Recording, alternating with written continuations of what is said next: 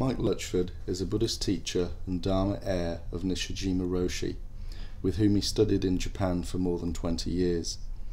He set up and ran Windbell Publications to edit and publish the works of Zen Master Dogen, and works include a 4-volume translation of the Shobogenzo, a translation of Master Dogen's Shinji Shobogenzo, and another translation of Nagarjuna's work, all of which are available on Amazon. Mike holds retreats in the UK, Czech Republic and Slovakia, and you can contact him through his Facebook page. My name is Hugh Ransley, and I'm a long-time student and Dharma heir of Mike's, and attended many retreats with him when I lived in the UK. I have also been involved in editing some of the Windbell publications. This is a modern interpretation that Mike Luetchford has prepared of Chapter 1 of the Shobogenzo called Bendowa, How to Pursue the Truth. I'm going to be reading this out, and so here we go. When the Buddhas, those who fully live in the present, each of whom has learned the Buddha's truth from a real person, realize what truth is, they achieve it by the best method there is. This method, in which there is no intention of reaching an aim, is subtle, and is only taught by one Buddha to another Buddha. It never deviates from this. It is a practice that balances the active and the passive, and it sets the body and mind right. The authentic form of this practice, which is known as Zazen, is sitting in an upright posture. Although we each have the natural state, if we do not return to it in this practice, it does not show itself. And if we do not experience it, we do not realize what it is. It comes to us and fills us as soon as we give up our intentions, and it is not discriminative state. When we speak, this state expresses itself through our mouth in complete freedom.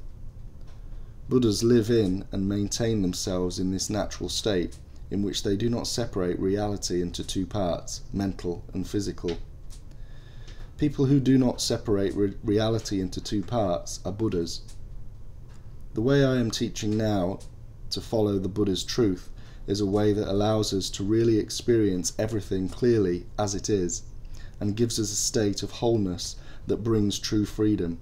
When you get rid of everything that hinders you, and you find this freedom, these words that you are reading now will have no relevance. Establishing in myself a firm resolve to search for the Buddha's truth, I travelled to many parts of Japan to meet teachers who I hoped would help me in my search.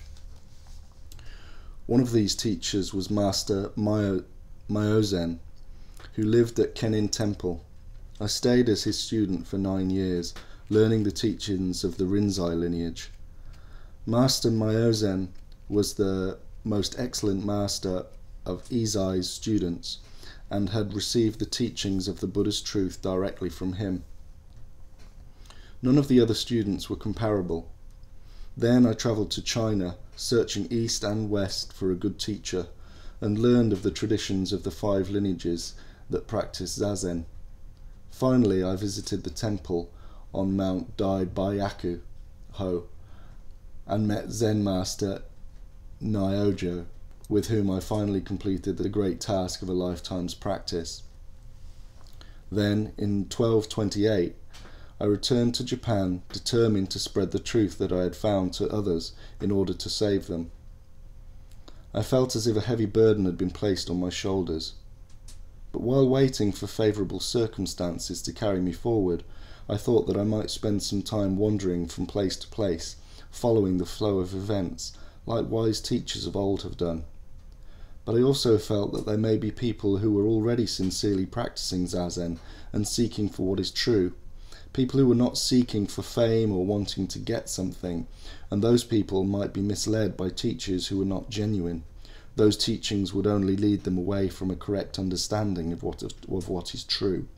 They might then deceive themselves with those wrong ideas and become caught by their own delusions. How could they then straighten their intuitive ability to know what is true, and have the chance to practice what is true? If I just wandered around waiting for the right time, where would they be able to find the true place and to practice?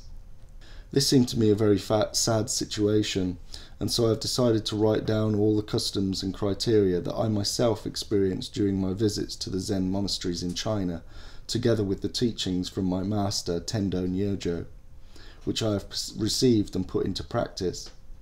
I will then leave these writings for people who learn by actually doing things and who find it easy to live in reality, so that they will know the true teachings of the Buddha that I have been passed on from person to person.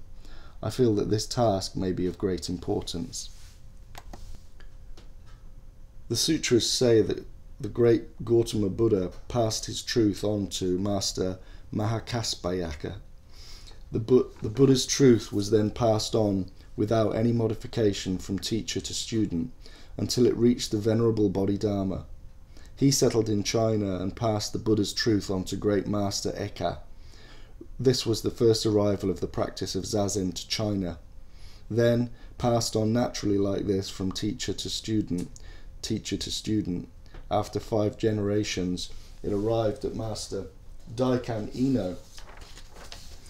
As the practice of Zazen, the real Buddha's truth, spread through China, people began to understand that the state experienced in Zazen is different from teachings expressed in words and books. Master Daikan's two excellent students,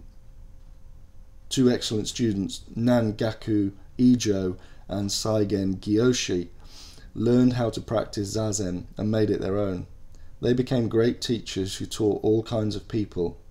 These two streams of teachings, based on Zazen, eventually became 5 different schools known as the Hogen, Igyo, Soto, Unmon, and Rinzai schools. In Sung Dynasty China today, the Rinzai school is the most powerful. Although there are differences between these 5 schools, there is only the one true practice of Zazen that the Buddha taught.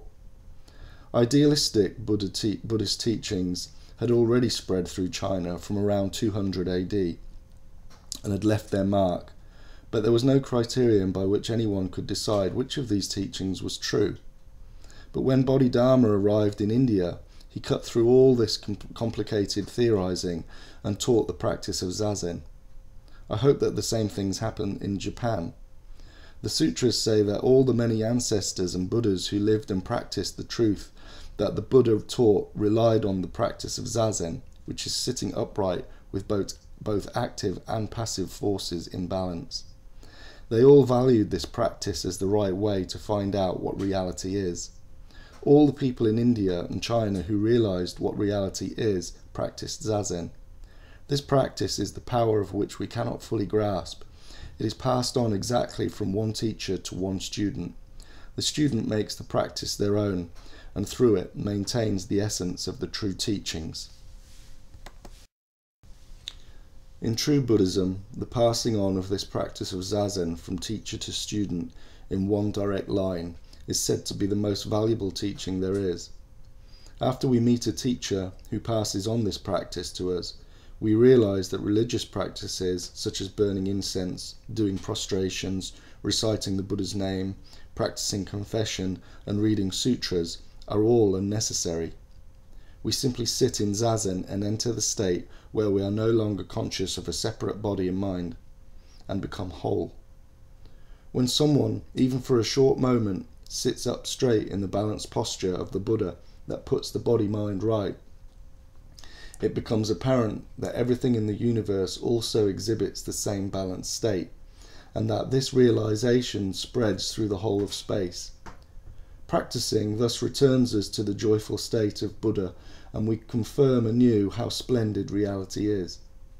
All the various states of mind and all the different physical conditions that human beings go through in living their lives dissolve immediately, replaced by a state of wholeness that is clear and pure.